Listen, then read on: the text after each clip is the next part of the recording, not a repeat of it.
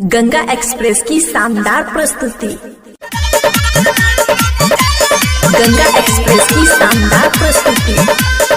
Music by Vikas Raj Muzaffarpur. Singing by prince एरिया। यहाँ दया पे खाली ओकर हंसल छोड़ी दिला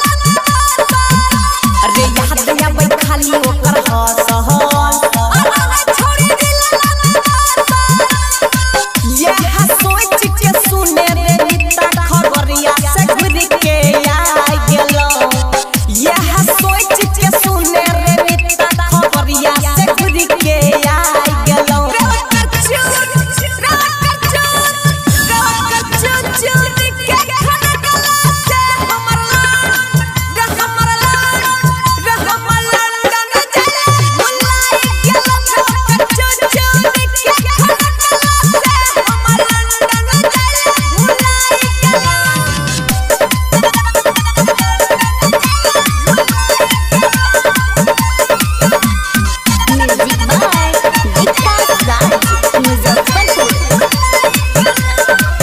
गंगा एक्सप्रेस की शानदार प्रस्तुति।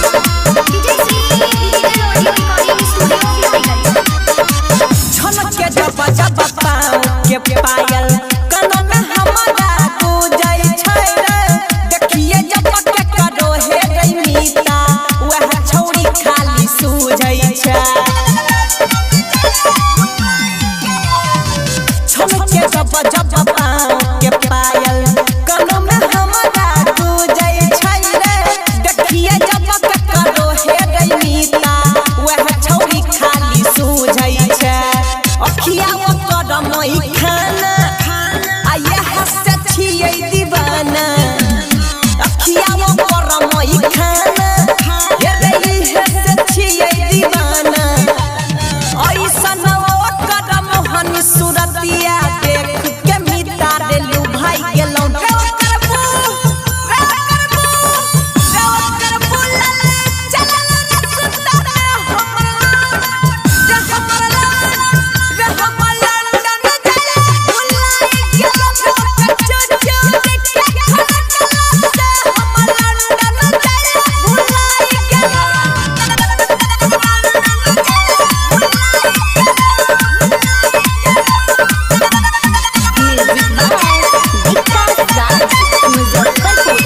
गंगा एक्सप्रेस की शानदार प्रस्तुति।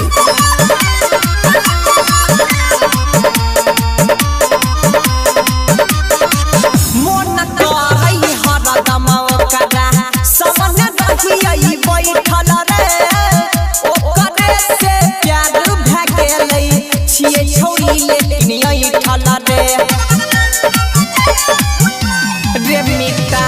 मन करई हरदम ओकरा सामने रहियै बैठल रे